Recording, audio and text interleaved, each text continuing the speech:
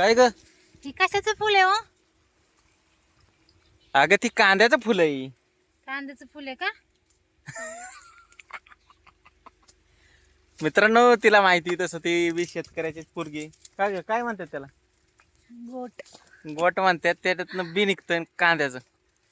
तर मित्रांनो आता पावसाचं वातावरण झालंय. हा का ह्यातनं बी निघतं. हेच दाखवतंय. आता पावसाचं वातावरण झालंय. गोट फुललंय म्हणजे त्याची तोंड उमालल्यात. काय कायची उमालल्यात काय कायची नाही उमालली. तर पाऊस आला ना काय होईल ती गळून जाईल म्हणून आम्ही आलोय रानात.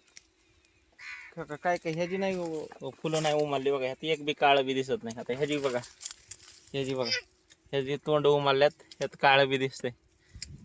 जर पाऊस आला नाही ही गळून जातं. मग हे काय कामालाच येत नाही. तर त्यासाठी आम्ही आलोय. पावसाचं वातावरण झालंय बघू शकता किती डेंजर. तर ही गोट खोडून घरी न्यायचंय. तर मित्रांनो काय म्हणशील कोमल? काय ना काय म्हणणार? कसं काय वातावरण झालं?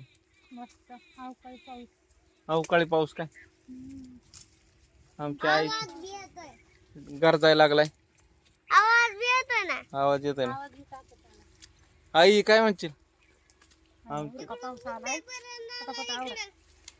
आईला तर एकच म्हणणं आहे. आईचं व्हिडिओ मध्ये येण्याचं लक्ष नसतं. तिला आवडत नाही व्हिडिओ मध्ये यायला.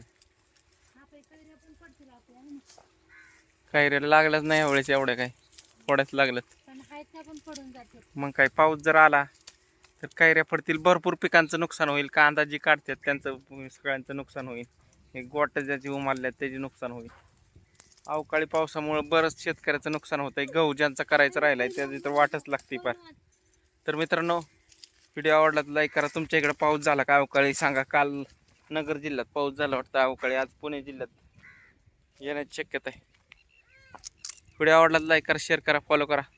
Bye bye.